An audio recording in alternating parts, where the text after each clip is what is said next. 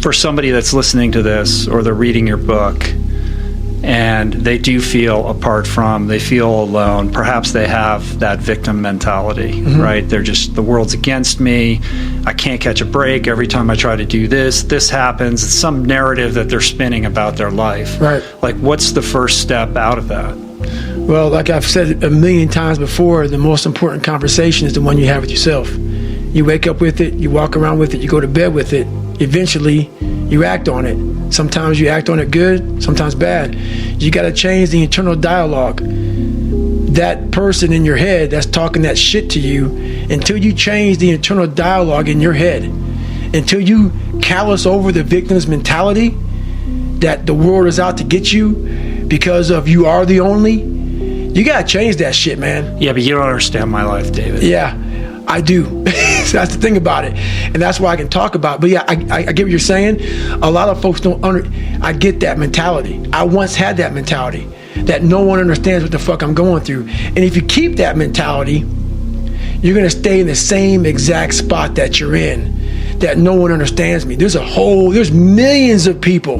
Why do you think a book that I self-published, is doing so well? With a story that's so fucked up. People I never forget when I went to a publishing house, like, who's gonna resonate with this story? No one's gonna buy this book. I'm like, are you not in the world? Are you not in society? You're never alone. Everybody's going through shit.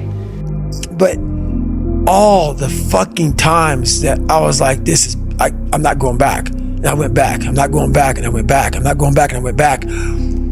It showed me even more of what we have as humans, if we're willing to go there and we're willing to push that extra step. And like I say, I always tell people, a lot of people, man, how do you do what you do? At the end of the day, I ask myself one question: can I take one more step? And usually the answer is yes. So if you can answer that question and not take another step, that is real failure. That is real quitting. So a lot of people can take one more step, but they choose not to. I don't know if you can take 2 steps. You got to answer that question after you take the first step. But I can always take one more step. So if I choose not to, that's on me. And I got to live with that. Does that link in with the 1 second decision? Yes. So the 1 second decision is, I had to live through that 1 second decision several times during this race. So this race took me 100 and some hours, okay? And this is what people don't get.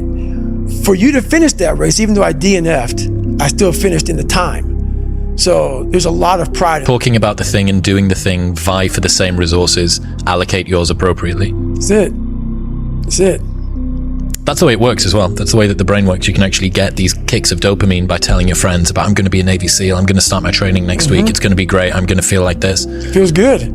It feels good to talk about that shit, man. It actually makes you feel good, makes you feel proud, all that shit. But guess what happens? That alarm clock goes off at 4 a.m. to train. I don't want to be a SEAL today. Or I don't want to be whatever today. I'll start tomorrow. And that's the usual pattern of people's lives. That's why I talk about clearing out the mind. Until you really want to do something, you always get be a talker. You always get run your fucking mouth.